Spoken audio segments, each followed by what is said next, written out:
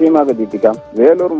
வேலூரில் இன்று நடைபெற்ற பல்நோக்கு மருத்துவமனை திறப்பு விழா நிகழ்ச்சியில் மருத்துவ மற்றும் மக்கள் நலம் அமைச்சர் மா சுப்பிரமணியம் கலந்து கொண்டு ராணிப்பேட்டை வழியாக செல்லும் போது மேல் விசாரம் ஆரம்ப சுகாதார நிலையத்தில் திடீரென ஆய்வு மேற்கொண்டார். இந்த ஆய்வின் போது கர்ப்பிணி பெண் ஒருவர் பரிசோதனைக்காக காத்திருந்த நிலையில் மேலும் சிலர் மருத்துவ சிகிச்சை பெறுவதற்காக காத்திருந்தனர்.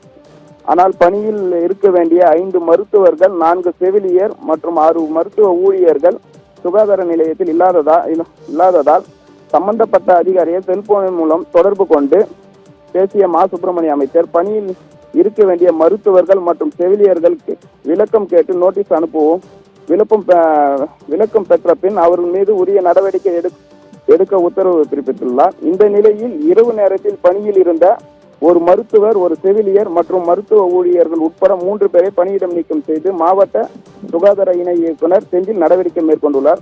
மேலும் மருத்துவ ஆளுநர்களுக்கு விளக்கம் அளிக்க நோட்டீஸ் அனுப்பியதாக தகவல் வெளியாகியுள்ளது. தீபிகா.